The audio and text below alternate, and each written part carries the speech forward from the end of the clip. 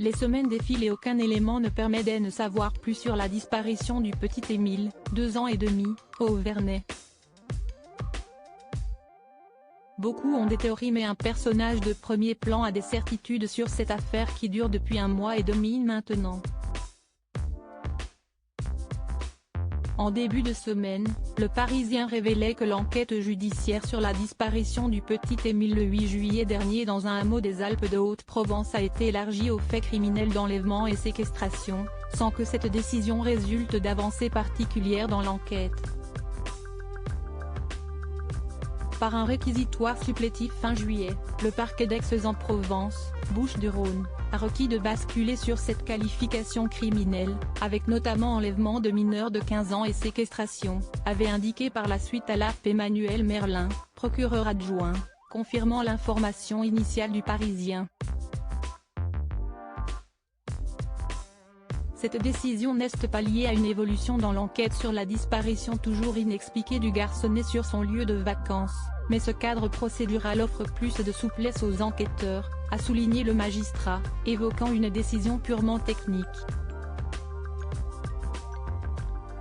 L'enquête avait initialement été ouverte en flagrance par le parquet de Digne-les-Bains, puis confiée à 2 juges d'instruction d'Aix, pour recherche des causes de disparition inquiétantes. 1 mois et demi après la disparition du petit Émile, l'accès au Auvernais est toujours fermé et ce jusqu'au 31 août prochain. Seules les personnes possédant une résidence principale ou secondaire dans le hameau peuvent y accéder. La famille du petit Émile se trouve toujours dans la maison de ses grands-parents paternels. Ce jeudi 24 août 2023, Ouest France publie un reportage et a recueilli quelques mots de François Balic, le maire du Vernay depuis 1977. L'avocat de 74 ans a certaines certitudes sur l'affaire. Je suis convaincu qu'un adulte est impliqué dans cette affaire, y compris dans le cadre d'un accident. Mais je suis aussi convaincu qu'il ne s'agit pas de quelqu'un du village. On se connaît tous, a-t-il déclaré à Ouest France. Ce n'est pas la première fois que l'édile affirme qu'un adulte est au centre de la disparition du petit Émile. Il n'y a pas de puits ici. Émile ne cesse pas évaporer, ce n'est pas possible. Je suis convaincu que, mort ou vivant, il n'est plus ici. J'ai participé à toutes les recherches, à toutes les battues.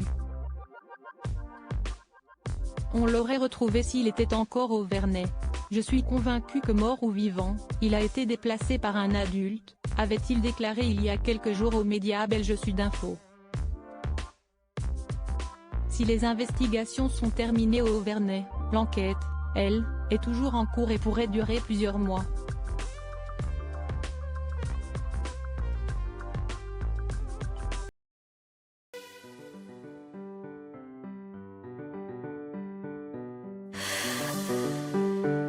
The man I love just had